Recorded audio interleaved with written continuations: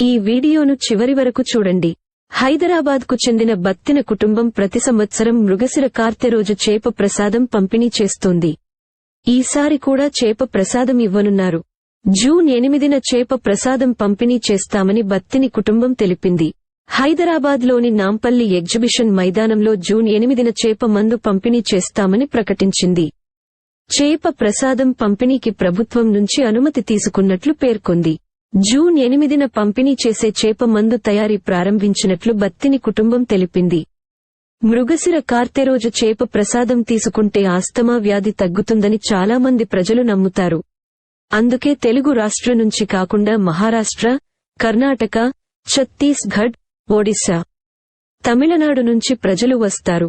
బత్తిని సోదరులు పంపిణీ చేసే చేప ప్రసాదానికి 170 సంవత్సరాల చరిత్ర ఉందని చెబుతారు. 170 సంవత్సరాల నుంచి బత్తిని వంశానికి చెందిన వారు ఉచితంగా చేప ప్రసాదం ఇస్తారు. చేప మందు పంపిణీలో చేస్తున్న బత్తిని సోదరుల్లో బత్తిని హరినాథ్ గౌడ్ ఒక్కరుగా ఉన్నారు. ఆయన 1944లో దూద్ బౌలిలో పుట్టారు. హరినాథ్ గౌడ్ నానమ్మ చేప మందు తయారు చేయడం ఆయనకు నేర్పించింది. హరినాథ్ తాత, తండ్రి చేప ప్రసాదం పంపిణీ చేసినట్లుగానే ఆయన కూడా ప్రతి సంవత్సరం చేప ప్రసాదం పంపిణీ చేస్తుండేవారు.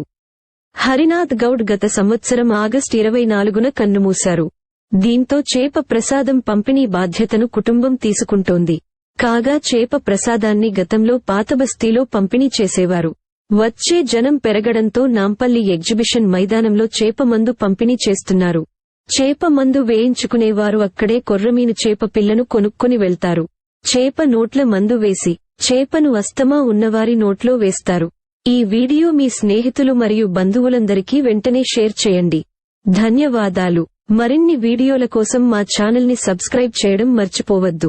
మా వాట్సాప్ గ్రూప్లో మరియు టెలిగ్రామ్ ఛానల్లో చేరండి. లింక్ క్రింద డిస్క్రిప్షన్లో ఉంది.